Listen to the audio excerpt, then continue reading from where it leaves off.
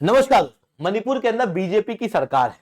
इस बीच में NPP party ने बीजेपी के साथ में अपना गठबंधन तोड़ दिया, ये कहते हुए कि वहां की सरकार मणिपुर के वायलेंस को रोकने में असक्षम दिखाई दे रही है। इतना ही नहीं, बीजेपी के कई सारे पोस्ट होल्डर्स, मंत्री वगैरह, ये सब लोग मणिपुर के अंदर अपना रेजिग्नेशन दे रहे हैं, ये कहते हुए कि मॉब की वजह से मिनिस्टर्स के घरों पे और उनकी आसपास की चीजों पे और इवन उनके परिवार के लोगों पे खतरा दिखाई दे रहा है, जिसकी वजह से मणिपुर के अंदर एक नई पॉलिटिकल इनस्टेबिलिटी आने वाले समय में दिखाई दे सकती है। उसकी वजह से क्या क्या ऑप्शन मणिपुर के अंदर होंगे, क्या सेंट्रल गवर्नमेंट यहां पर कर सकती है, इन सारी चीजों को मैं शुभेंदु चौहान डिटेल में आप लोगों के साथ में चर्चा करूंगा। बट उसके पहले आप लोग मेरे साथ में SRC10 टेलीग्राम ग्रुप के ऊपर जुड़ सकते हो। मेरे क्लास की अपडेट, पीपीटी, पीडीएफ सब कुछ आपको मिल जाएगी। यूपीएससी सीएससी की तैयारी करना है, इंडिया के टॉप एजुकेटर से ऑफलाइन क्लासेस के अंदर पढ़ना है, तो आप लोगों के पास में अच्छा मौका है। अनअकैडमी केवल ऑनलाइन नहीं रहा, अनअकैडमी ऑफलाइन भी आ चुका है। दिल्ली के करोल बाग, मुखर्जी नगर के अंदर, प्रयागराज के सिविल लाइंस, बिहार के पटना के अंदर ऑलरेडी हमारे सेंटर्स खोले जा चुके हैं, जहां पर इंडिया के ये टॉप एजुकेटर्स आप लोगों को ऑफलाइन क्लासेस के अंदर कंप्रहेंसिव यूपीएससी सीएससी की तैयारी कराएंगे। प्रीलिम से लेके इंटरव्यू तक की डिटेल में तैयारी आप लोगों की कराई जाएगी। अगर आप हमारे साथ में जुड़ना चाहते हैं, बिल्कुल जुड़ सकते हो। चलिए दोस्तों, समझने का प्रयास करते हैं हुआ क्या है। मणिपुर के अंदर फिर से वायलेंस जो है वो उभर के आए हैं। इनका कारण अभी क्या दिखाई दे रहा है, थोड़ा सा उसे समझना। कुछ समय पहले कुकी जोमी ट्राइब के मिलिटेंट की मुठभेड़ हुई सीआरपीएफ के साथ में। इस बीच में 10 मिलिटेंट को मार दिया गया। जब ये हुआ तो उसके बाद कुकी जोमी ट्राइब्स के जो लीडर, उनके द्वारा ये कहा गया कि एक्चुअल में जो लोग मरे वो मिलिटेंट नहीं थे, वो उनके विलेज के वॉलेंटियर थे। और उसके बाद में सेंट्रल गवर्नमेंट के खिलाफ कुकी जोमी ट्राइब के द्वारा प्रोटेस्ट वगैरह किए जाने लगे। इस बीच में एक और घटना पैरेलली हो गई।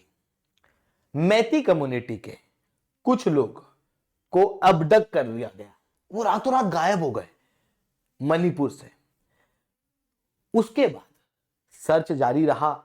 थोड़े समय बाद ये 6 लोगों की बॉडी सिलचर के अंदर मिली।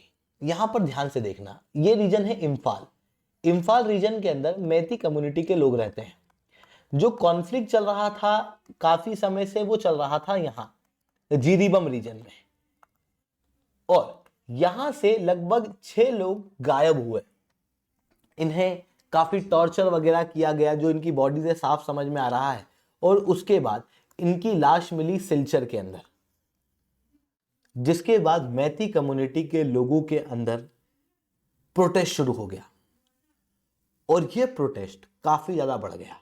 टायर जलाए गए, आग लगाई गई कई सारे रीजन के अंदर। आप अभी इन तस्वीरों को देख सकते हो। ये तस्वीरें साफ दिखाती है मणिपुर के अंदर किस तरीके की स्थिति अभी हो रही है, जिसकी वजह से चीफ मिनिस्टर्स के हाउस पे अटैक करने का प्रयास किया गया, मंत्रियों के ऊपर अटैक करने का प्रयास किया गया। मतलब मणिपुर के अंदर एक अराजकता लाने की कोशिश यहां पर की गई। इस अराजकता की वजह से पीडब्ल्यूडी वाईएएस के मिनिस्टर के रेसिडेंस पे आग लगाई गई। 300-400 प्रोटेस्टर्स जो हैं वो मणिपुर के मंत्रियों के घर को जलाने में इन्वॉल्व थे। लगभग प्रॉपर्टी के अंदर मंत्रियों का 3 करोड़ रुपए तक का नुकसान हुआ। 80% रीजन जो है वो डिस्ट्रॉय हुआ है। इवन मंत्री के जो हाउस हैं उनको जलाया गया। जब ये सारी चीजें हुई तो बाकी जो मंत्री हैं उनके अंदर एक भय उत्पन्न हो गया कि भाई हमारे ऊपर भी अटैक हो सकता है, इवन हमारे परिवार के लोगों के ऊपर अटैक हो सकता है। जिसके बाद मंत्रिमंडल के लोग मणिपुर के अंदर रिजाइन कर रहे हैं। वहीं दूसरी तरफ मणिपुर के अंदर ये जो कॉन्फ्लिक्ट हो रहा है, इसकी वजह से लगभग 250 लोगों की डेथ हुई है, 60,000 लोग डिस्प्लेस हुए हैं, और इंट्रा कम्युनल वायलेंस कम होने का नाम नहीं ले रहा। जिसके बाद जो गठबंधन है उसके अंदर जो पॉलिटिकल पार्टीज हैं उनके द्वारा भी अब विरोध किया जा रहा है, और कहा जा रहा है कि भाई जो एग्जिस्टिंग सरकार है वो इस प्रोटेस्ट को रोकने में असमर्थ है। जिसके बाद एनपीपी ने अपने अलायंस को, अपने गठबंधन को रिसेंटली तोड़ दिया है। अब इसकी वजह से मणिपुर के अंदर जो इनस्टेबिलिटी थी वो आने वाले समय में और बढ़ेगी, क्योंकि गवर्नमेंट मणिपुर की कमजोर होती हुई दिखाई दे रही है। हालांकि गवर्नमेंट के द्वारा सारे प्रयास यहां पर किए जा रहे हैं, जैसे इंटरनल सर्विस को यहाँ पे सस्पेंड कर दिया गया है, AFSPA लगा दिया गया है, इनडेफिनेट रूप से कर्फ्यू लगा दिया गया है। भारत के जो गृह मंत्री है अमित शाह, उन्होंने अपना महाराष्ट्र का दौरा रोककर पूरा ध्यान मणिपुर के ऊपर लगाया हुआ है, बट उसके बावजूद भी मणिपुर के अंदर जो वायलेंस है वो रुकने का नाम नहीं ले रहे। अब बात आती है कि आने वाले समय में मणिपुर के अंदर क्या होगा। देखो सीधी सी चीज है, अभी तो गवर्नमेंट जो है वो इनस्टेबल तो नहीं हो रही है, मतलब ऐसा नहीं है कि भाई सरकार ही गिर जाएगी, क्योंकि एनपीपी ने बस गठबंधन तोड़ा है, बट उसके बावजूद भी सफिशिएंट एमएलए अभी सरकार के पास में है, मतलब मेजोरिटी में सरकार है। बट अगर इनकेस ऐसा हो भी जाता है कि मणिपुर के अंदर सरकार गिर जाती है, तो उसकी बाद में मणिपुर के अंदर नए इलेक्शन एक्स्ट्रा ऑर्डिनरी कंडीशन में नहीं हो सकते, जिसकी वजह से मणिपुर के अंदर फिर सेंटर का रूल आर्टिकल 355 के तहत सेंट्रल गवर्नमेंट लगा सकती है, और फिर सेंट्रल गवर्नमेंट के रूल के अंदर लॉ एंड ऑर्डर को और ज्यादा कंट्रोल्ड मैनर में मणिपुर के अंदर संभालने का प्रयास जो है वो किया जा सकता है। ये चीजें यहाँ पर दिखाई दे रही है। अब बात आती है कि मणिपुर के अंदर ये पिछले साल से हो क्या रहा है, लगातार ये वायलेंस क्यों दिखाई दे रहे हैं। एक्चुअल में ये एक इंट्रा एथनिक कॉन्फ्लिक्ट है। इंट्रा एथनिक कॉन्फ्लिक्ट इसलिए है क्योंकि यहाँ पर आप मणिपुर के अंदर दो रीजन देखोगे, एक ये हिल वाला रीजन है, एक ये प्लेन वाला रीजन है। प्लेन वाले रीजन के अंदर मैती कम्युनिटी के लोग रहते हैं। ये जो मैती कम्युनिटी के लोग हैं ये नंबर में कम है, बट पोस्ट के अंदर मेजॉरिटी पोजीशन हेल्ड करते हैं। अधिकतर अमीर लोग, पैसे वाले लोग आपको मैती कम्युनिटी से दिखाई देंगे। वहीं आसपास जो कुकी कम्युनिटी के लोग हैं उनके पास में जमीन वगैरह कम है, बट कुकी कम्युनिटी जो है वो शेड्यूल ट्राइब के इसमें आती है।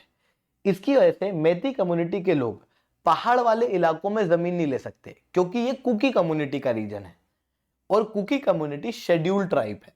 बट मैती कम्युनिटी के रीजन के अंदर कुकी कम्युनिटी के लोग जमीन खरीद सकते हैं, क्योंकि मैती शेड्यूल ट्राइब में नहीं आती,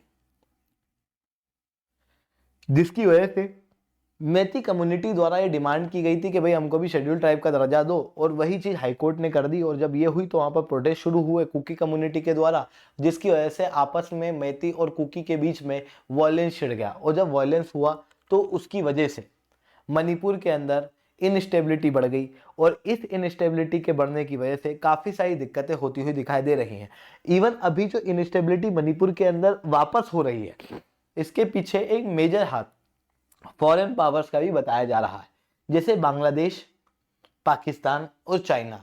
ये तीन देश आपस में हाथ मिला चुके हैं, और इनके द्वारा लगातार नॉर्थ ईस्ट रीजन के अंदर इंसर्जेंसी को बढ़ाने का प्रयास किया जा रहा है। रिसेंटली आपको याद होगा नागालैंड के टॉप लीडर, NSCN के टॉप लीडर द्वारा कहा गया था कि सीज फायर को हम लोग तोड़ देंगे और वापस से हथियार उठा लेंगे। ये सब चीज हुई क्योंकि बांग्लादेश, पाकिस्तान और चाइना ये तीनों मिलके NSCN को सपोर्ट कर रहे हैं। ऐसे ही मणिपुर के अंदर भी सिमिलर सिचुएशन जो है वो देखने को मिल सकती है, जिसकी वजह से अभी ये इनस्टेबिलिटी वापस से बढ़ती हुई दिखाई दे रही है। वायलेंस, प्रोटेस्ट बढ़ रहे हैं, जिसकी वजह से कई सारी समस्याएं मणिपुर के अंदर लोकल पॉपुलेशन को भी झेलने को मिल रही है। आई होप ये सारी बातें आपको समझ में आई होंगी। लेक्चर अच्छा लगा हो तो लाइक करना, लेक्चर बहुत अच्छा लगा हो नीचे 7 से 10 कमेंट करना। UPSC CSE की तैयारी करना, इंडिया के टॉप एजुकेटर से ऑफलाइन क्लास के अंदर पढ़ना है तो आप लोगों के पास में अच्छा मौका है। अनअकैडमी अब केवल ऑनलाइन नहीं रहा है, अनअकैडमी अब ऑफलाइन भी आ चुका है। दिल्ली करोलबाग खुलने के अंदर, प्रयागराज, सिविल लाइन्स और बिहार के पटना के अंदर ऑलरेडी हमारे सेंटर्स खोले जा चुके हैं। अगर आपको हमारा सेंटर देखना है तो आप इस वीडियो को एंड तक देखना।